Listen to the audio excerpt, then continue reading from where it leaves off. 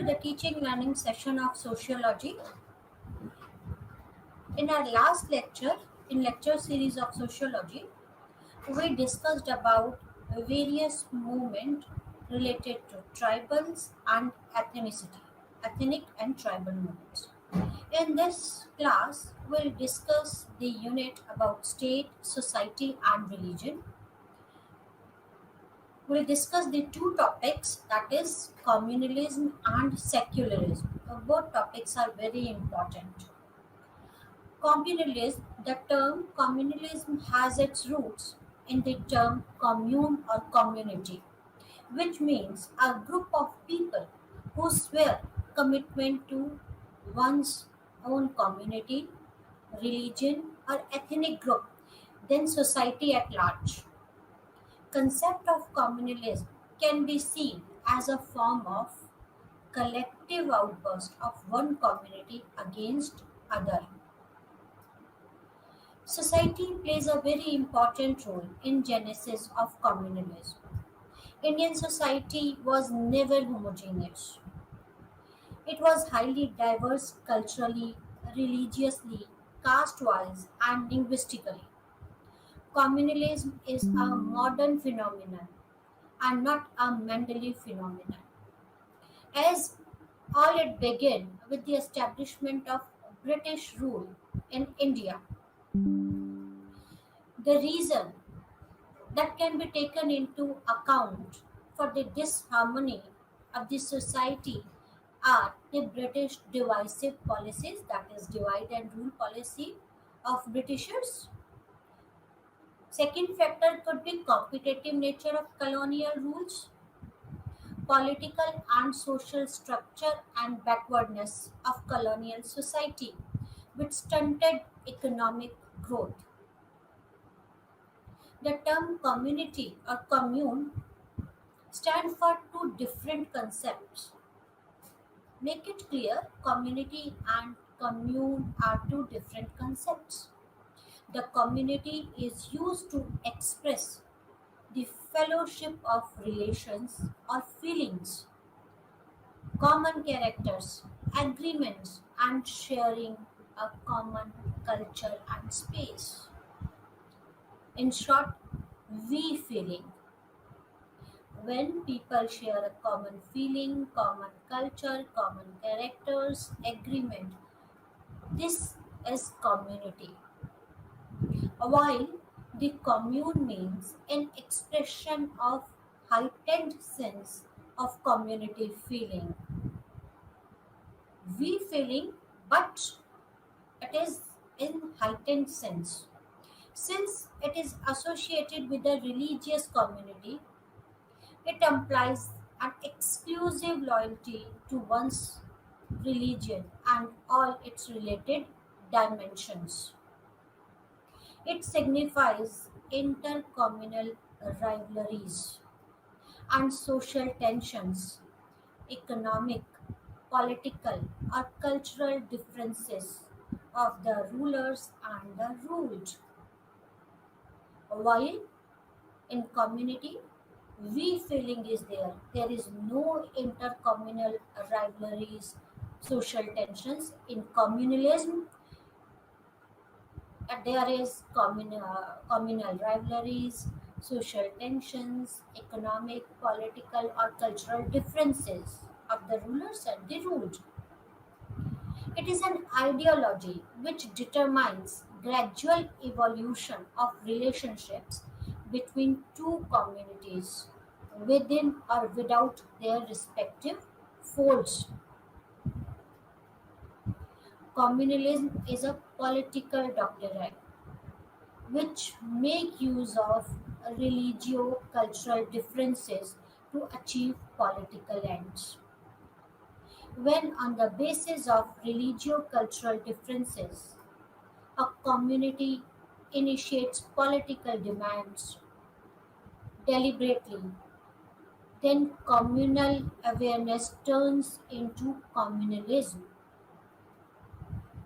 When someone demands on the basis of religio-cultural differences, then that communal awareness turns into communalism. Communalism as a concept emerged due to the fact that the members of a multi religious society had witnessed and confronted the behavioral pattern practiced by specific community. It clearly shows that the term multi-religiosity may sound unique as a sociological proposition,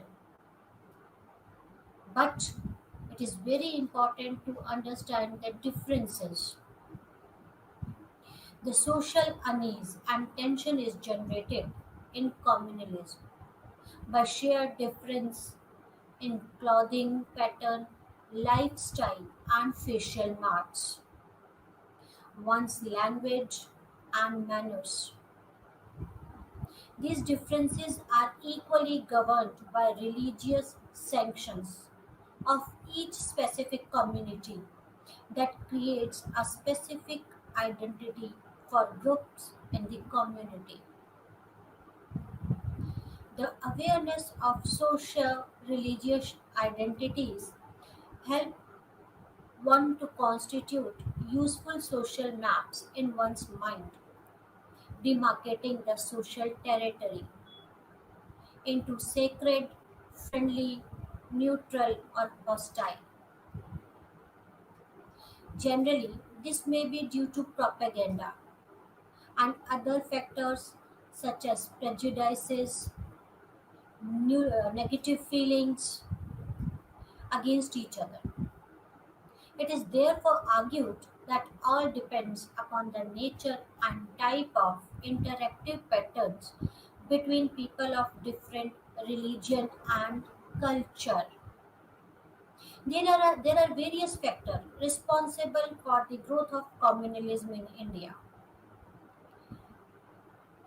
The stagnation of economy may have affected the aspirations of economic prosperity for certain section within the society. So first factor is stagnancy of economy.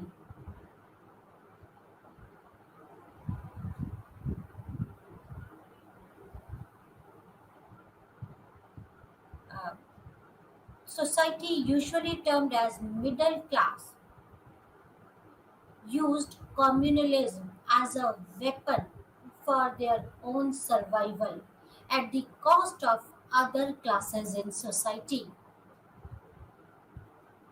So it is so you can understand how dangerous this is for the society. Classes are using the communalism as a weapon for their survival at the cost of others. Other leaders from the community and political parties joined the fuel, the tension of communalism in India with the emergence of modern politics, with its roots in partition of Bengal in 1905 and feature of separate electorate under Government of India Act 1909. British government also appeased various communities through communal award in 1932, which witnessed strong resistance from Gandhiji and other intellectuals. All these acts were done by British government to appease Muslims and other communities for their own political needs. The feeling of communalism has deepened since then. Fragmentation of the Indian society and being a cause of unrest in pre-independent India, Britisher used a policy of divide and rule to weaken the nationalist movements or nationalist aspirations by creating a cleavage between Hindus and Muslims. favoring one community against the other in terms of services and opportunities. It resulted in communal tension between the two groups, and it is considered that Hindu Muslim disunity took shape during the continuation of British rule in India. There is a clear demarcation was made by many historians between the ancient period of Indian history and the Manjalees.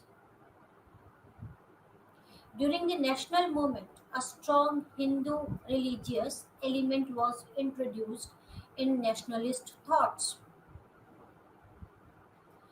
The Orientalist writings, which glorified the Hindu religion and period in history, become the basis for the propagation of nationalist idea and pride for motherland. In the process, the Muslims were seen as alien. Other factors, which are believed to fan the flames of communalism, include rumors and distorted news publicized by media, which propagated the false news or false information to the public. Political parties resorted the politics of appeasements, whereby sanctions were used to appease different ethnic, religious, cultural groups for voters.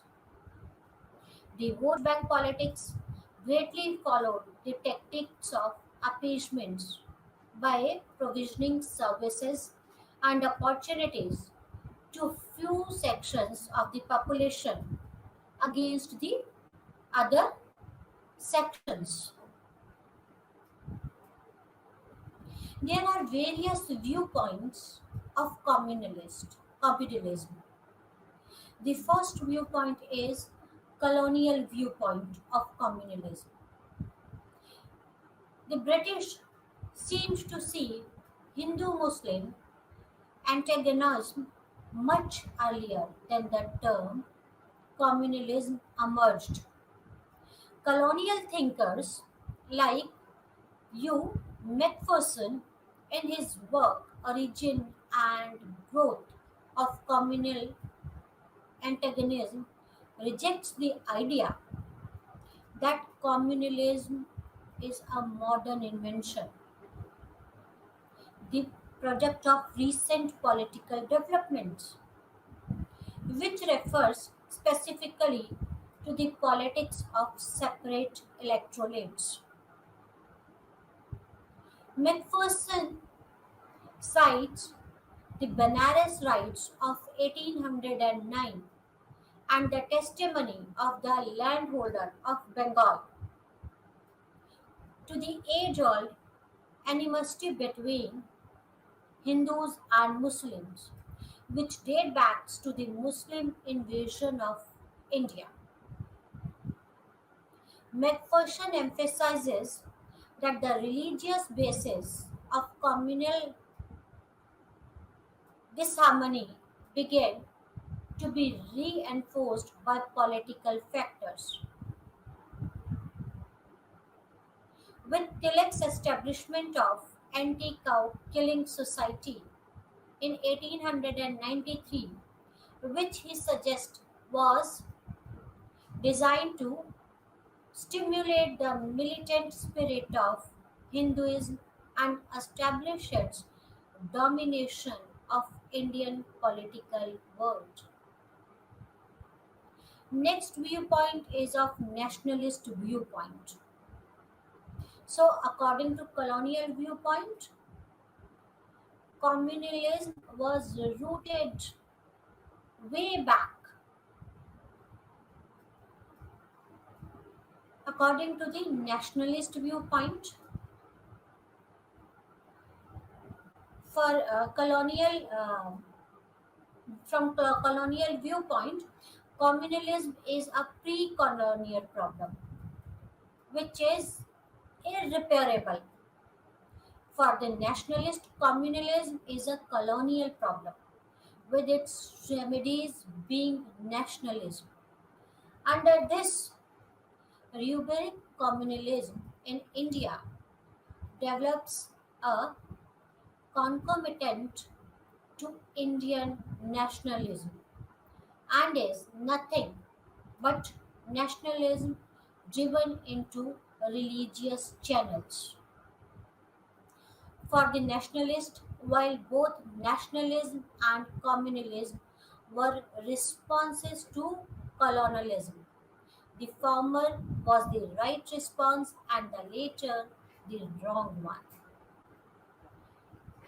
The nationalist project a unitary and symbiotic culture of historic cooperation between Hindus and Muslims, which was disillusioned with colonial rules, especially with the policy of divide and rule of Britisher,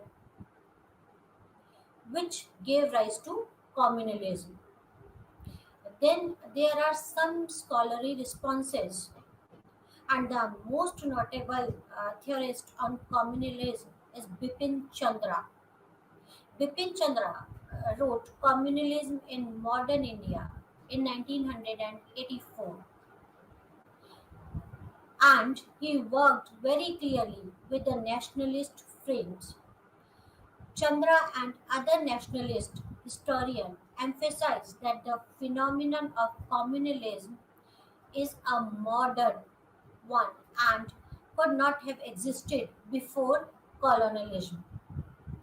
So, according to Bipin Chandra, communalism is problem of colonialism. Any form of popular politics could not have existed before British advent.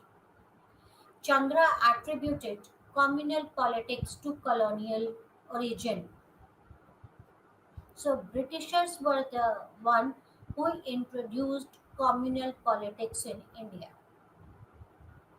According to Bipin Chandra, communalism was not a partial or sectional view of social reality. It was its wrong or unscientific view. Communalism was not narrow or false because it represented only one community, but because it did not do either. The communalists not only failed to represent national interest,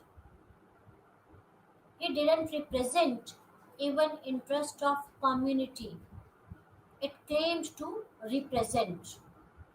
So, according to Chandra, communalism failed because it was neither represented one community or the interest of others. The nationalists represented the struggle for national liberation from colonial state and for the formation of independent state. It was historically valid at the moment as it provided a real solution to a real problem, national liberation as against colonial domination. Most contemporary work on communalism would be dubbed constructivist. The foremost in this section was Bernard Cohen. Bernard Cohen's work is very important. The Cohen's basic argument was that the colonizers' structure of administration generated sociological categories such as scheduled caste, scheduled tribes, that often become a source of conflict in India. So, according to Cohen, this division on the basis of caste, on the basis of religion, is the basic problem or is the basic source of conflict in India. While other scholars found a variety of reasons besides colonial administration to prove that colonizers succeeded in implementing not only sociological categories through administrative techniques but identities, consciousness, and nationalism also emerged through the prism of colonial knowledge system. Gyanendra Pandey's writing reflects these viewpoints. Pandey treats communalism as a product of nationalism. He seeks to distinguish his stand from those who have considered communalism as deviant or underdeveloped nationalism. Although, according to Pandey, communalism is a project of nationalism, but he seeks a different path from others who considered communalism as a deviant or underdeveloped nationalism. The projection of the idea of India being a Hindu majoritarian state found its expressions among the writings and discussions of an assertive Hindu ideology in colonial era. Within the colonial model of historiography, history was interpreted, which exemplified Hindu artistic achievement, which declined and was then defeated by Muslims invaders, who then is replaced by colonial rulers. Construction of nationalist historiography is the very good ground on which the current Hindu nationalist model of India is based. Many contemporary religious and non religious movements come to share the idioms which see the nationalist state within the Hindu state. During the British rule, it was important to reimagine a single idea of nationhood. In order to drive away the Britishers, the task of glorifying only selective instances of certain episodes of history, such as the Rajput state and the Maratha state, which resisted the Britishers coming to India. Gradually, there became a symbolic representation of Hindu motherland. Towards the latter part of 19th century, the idea was then borrowed and extended by Hindu reformist organizations such as Arya Samaj, which advocated the return of Vedas and had confidence in the narrative Hindu decline with the advent of colonial rulers, which needs to be revived. Another strand borrowed from the European race theory that India is the land of the Aryans. It also injected the nationalist paradigm. The secular notion of Indian identity was the cognizance after after the inception of India as republic after 1947. Then the Prime Minister was against the intrusion of any religious identity politics within the working of post-colonial state.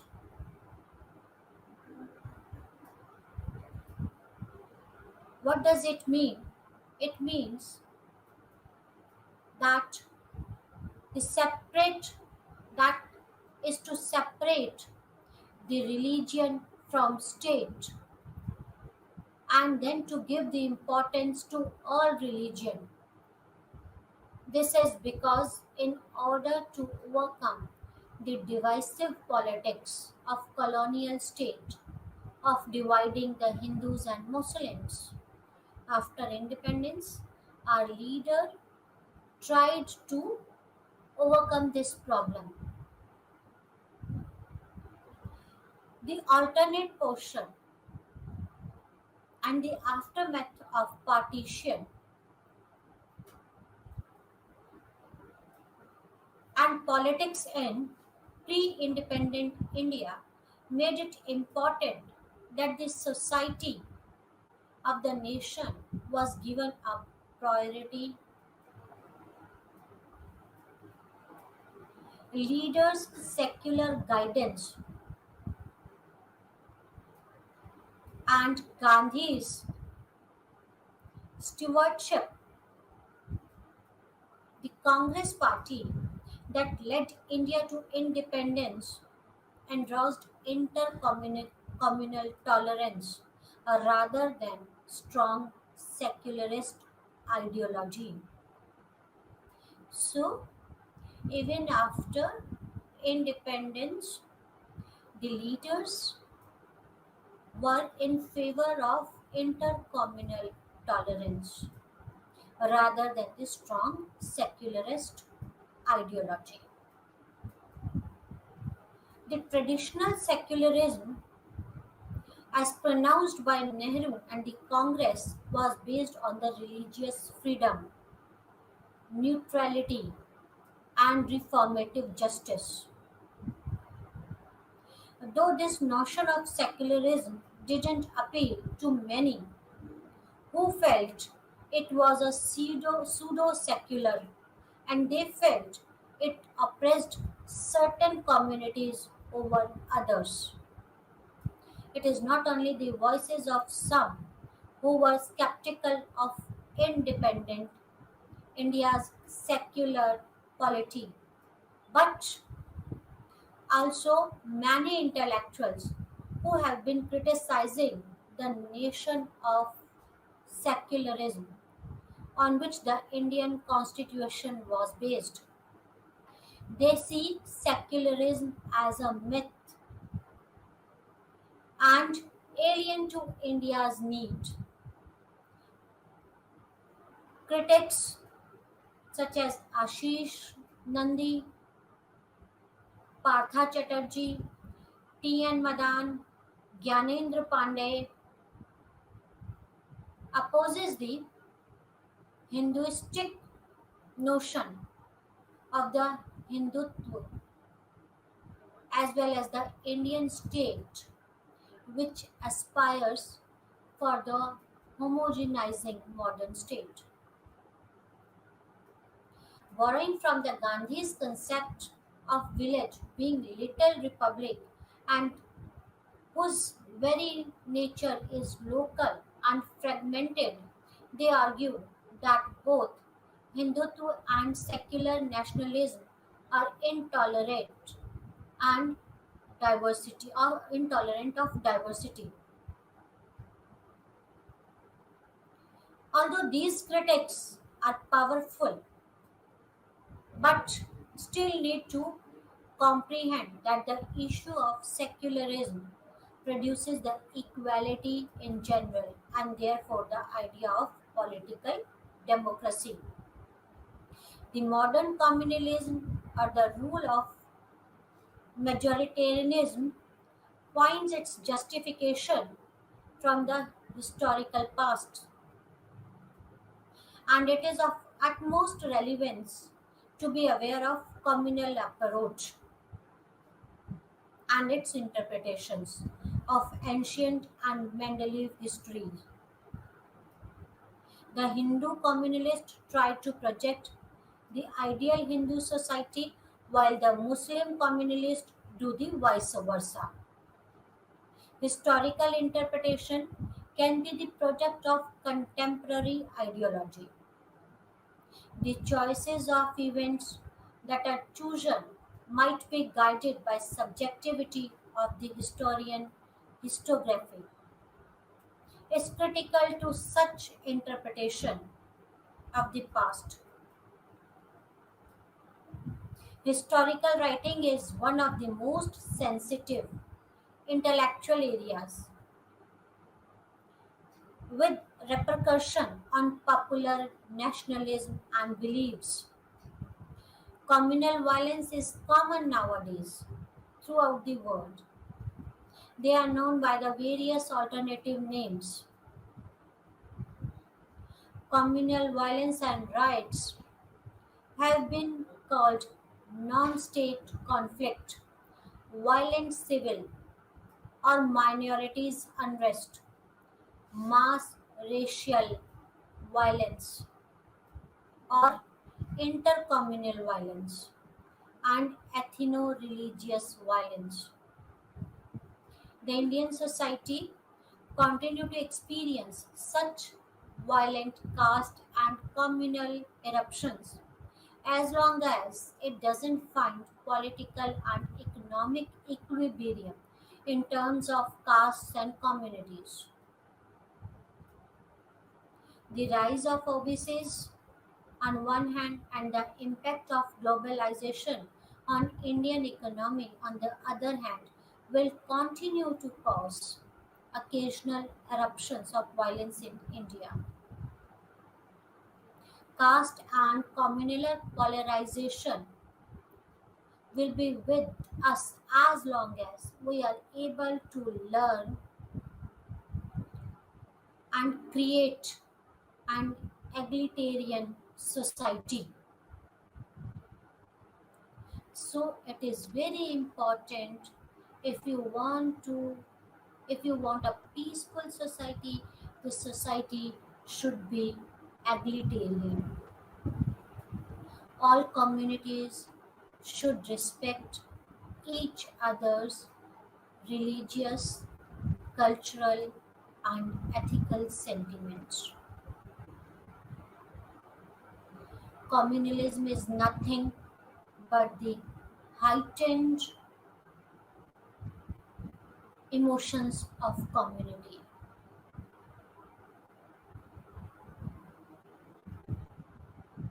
Secularism. The term secularization and secularism have no definite definitions. They have different meanings depending on various situations and perspectives. So, secularism is there is no definition. The meaning changes according to situations and perspectives. The word secular is derived from the Latin word secular, which means the present age or generation. The word secular came to be associated with social process of secularization. Secularization is what? Secularization is a social process, and we discussed about the social process in our last few lectures. Secularization came into use in Europe to describe the transfer of territories previously under the control of the church to the secular authorities or to the state. So in Europe, when territories were transferred, which were under the control of church to the states, the word secularization was used. Social thinkers have used secularization to indicate a process whereby The religious institutions and religious conceptions and understanding have lost control in worldly matters, that is, economy, polity, justice, health, and family. The religious institution and religious concepts and understanding have lost control. We all are aware that church or the religion was the one which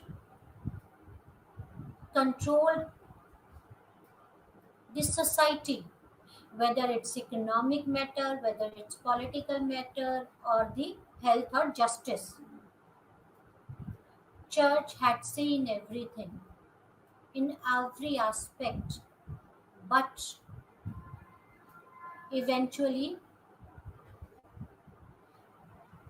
religious institutions started to lose control in worldly matters.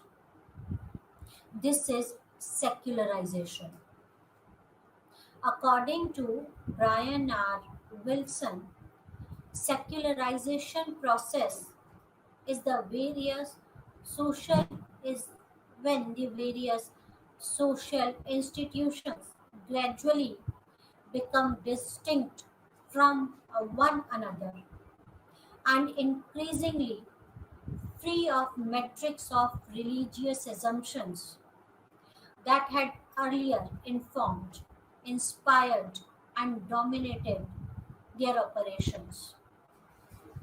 Prior to this change, social events over a very wide field of human activity and organization is regulated in accordance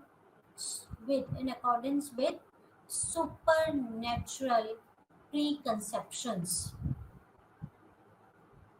The process of structural differentiation in which social institutions like economy, politics, morality, justice, education, health, family become recognized as distinctive concerns operating with considerable autonomy. It is a process in which conception of supernatural lose their sovereignty over human affairs. This pattern, broadly identified as secularism. What is secularism? It is a process in which the conception of supernatural loses their sovereignty over human affairs.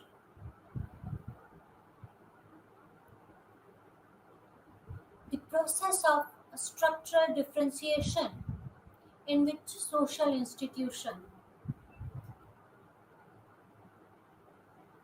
various institution, whether it's a political institution, judicial institution, education, or any other, become recognized and distinctive concern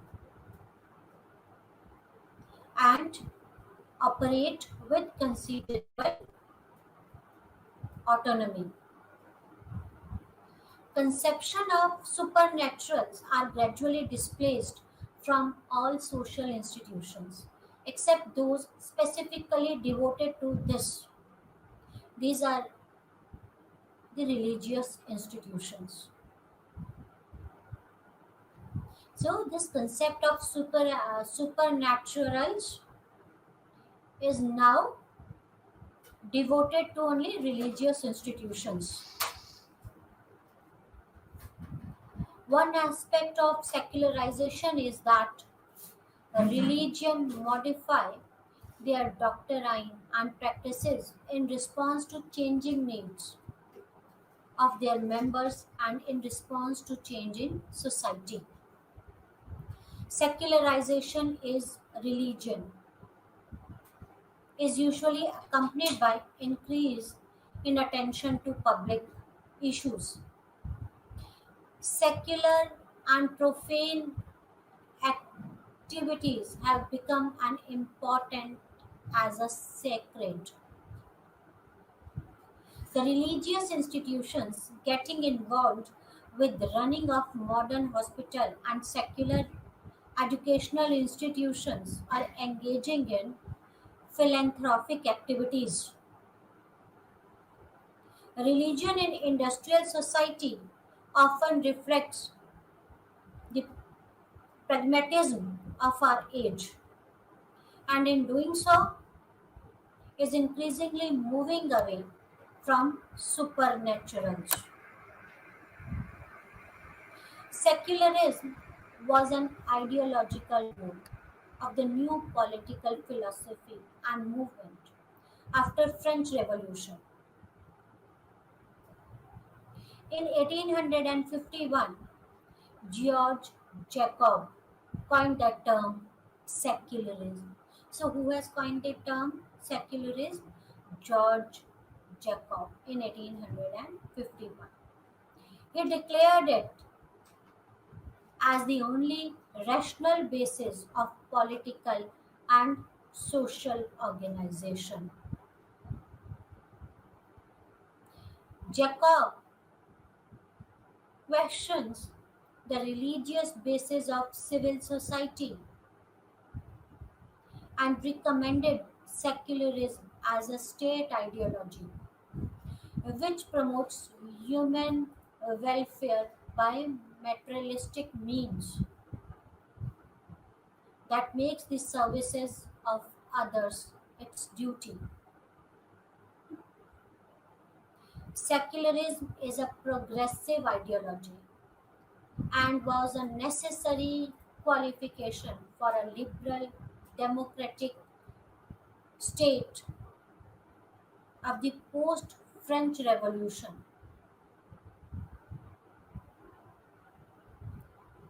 Even to a modern democratic state, now secularism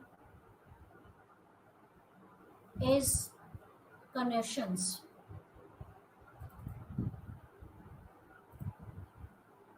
A modern state, by its definition, and liberal and democratic policy makes no distinction between the groups, classes within the society, irrespective of their religious affiliations.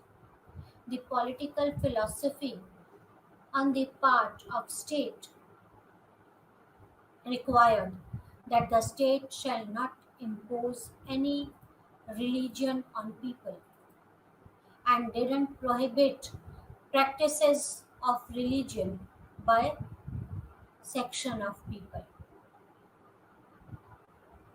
Secularism as an ideological goal, the proponents of this ideology consciously denounces a religious orthodoxy as a basis for social organization and advocate civil values.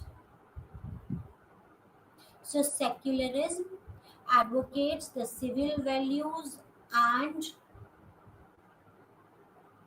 denounces and are against the religious orthodoxy. The development of secularism as an ideology was partly an outcome of the process of secularization in Europe, and in many modern states it has been adopted as a state policy without really going through a historical process which was in evidence in Europe at the time of emergence of phenomenon of secularism. Without understanding the history of secularism, many states have opted this concepts. Secularization, which essentially came about as a result of the struggle for supremacy between the church and the state, Secularization has occurred throughout the history, though uneven. It was discernible from the very early times. The primitive societies was often seen that supernaturalist apprehensions and explanations were intermingled with empirical knowledge of rational techniques. Some sociologists see the seeds of secularization in the very development of monotheistic conception religion, which rationalized and systemized the concept items is of the supernatural.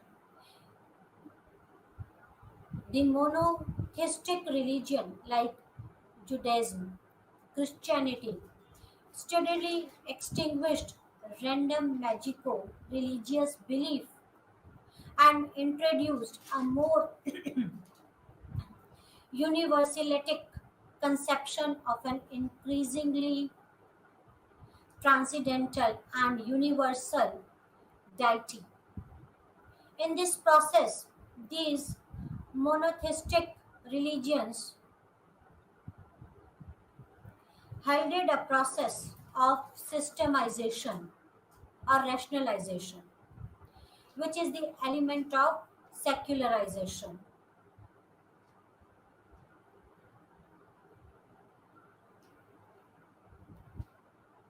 To unravel the complex factors and agencies contributing to the process of secularization is difficult.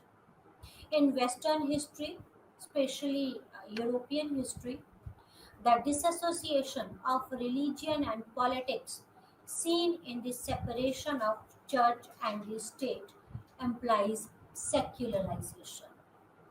So in Europe, separation or disassociation of religion and politics is secularization. In Europe, from very early times, the Roman Catholic Church exercised immense power in overall aspects of the life. The conversion of the emperors and socially influential classes gave the church an immense recognition and opportunities to enter the secular world.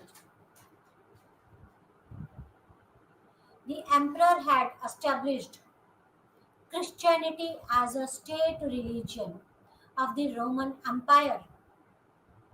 There was also the idea that the church was not only meant for the salvation of souls for eternity, but also had a mission for this world to establish a kingdom of God on earth.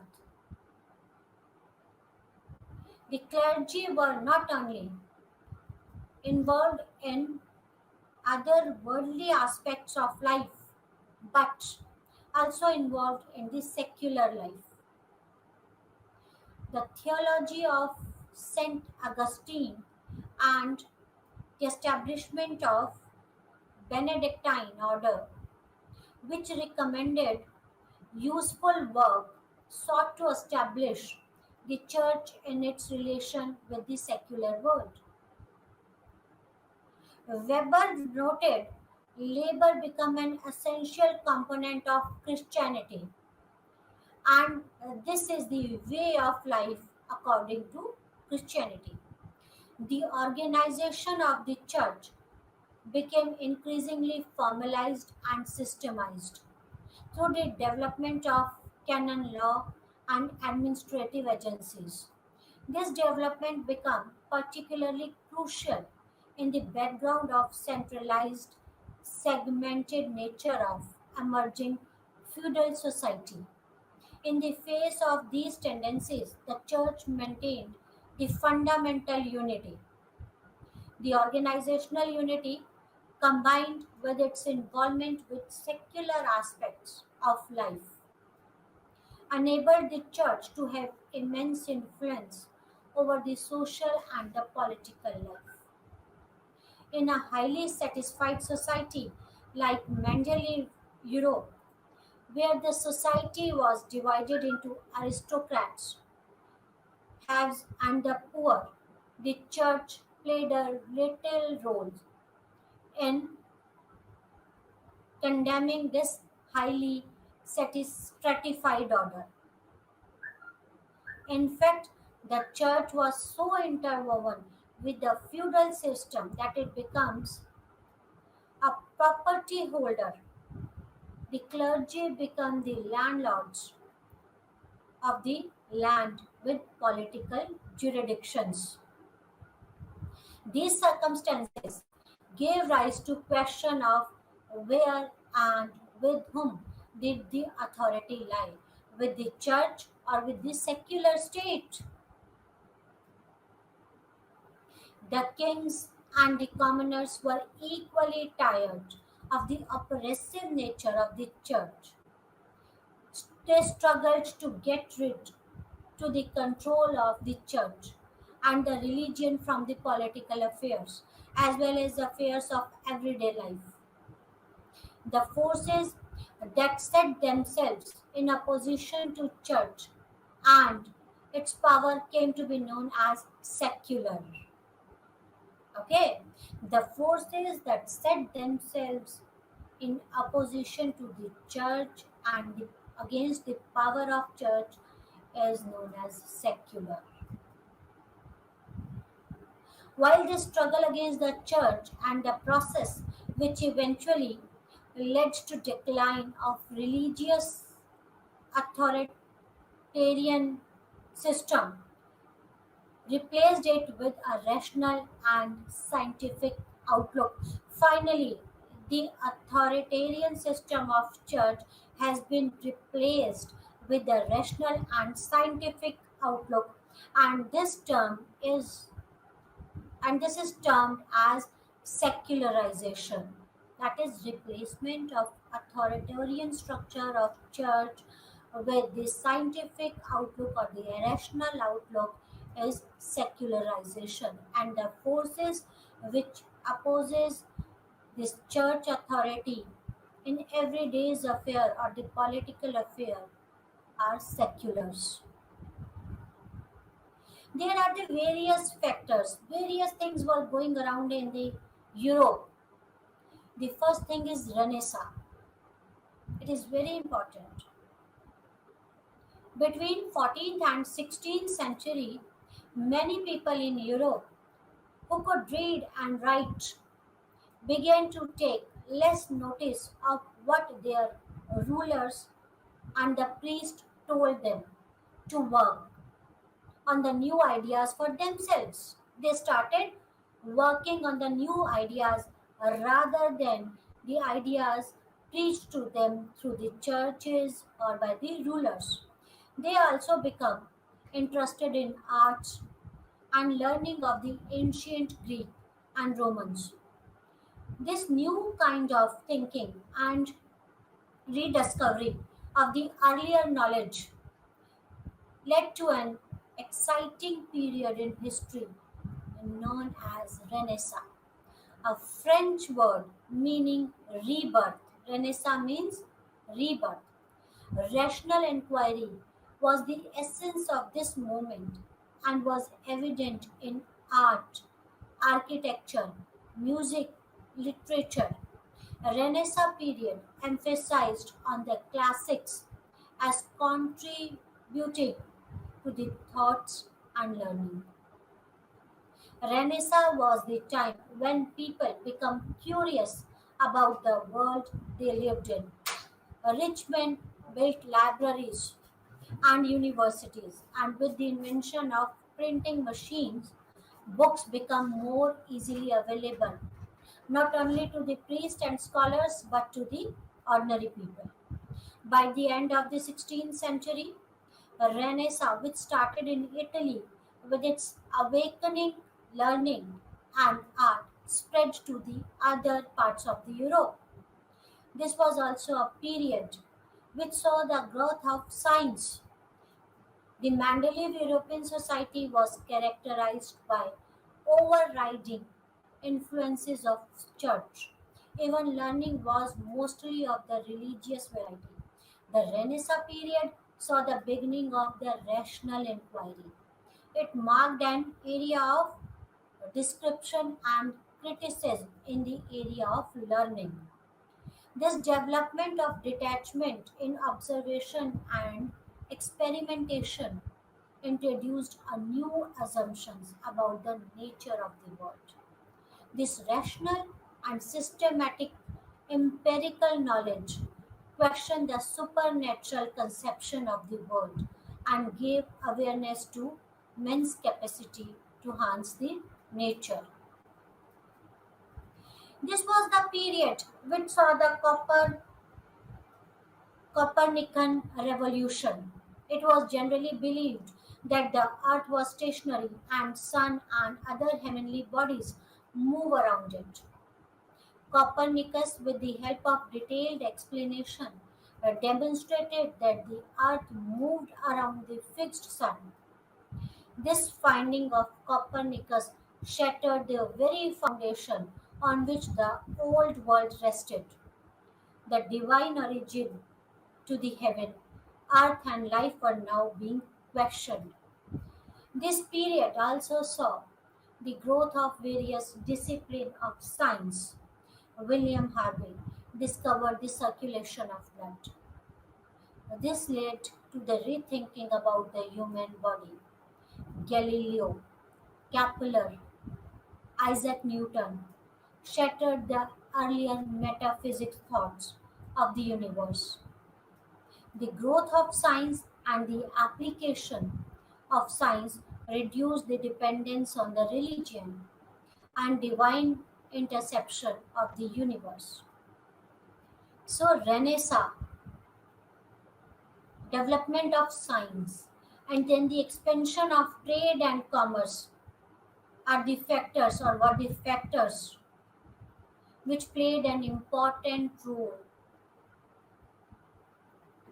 to take away the power from the church. Expansion of trade and commerce in the 15th century, the shift from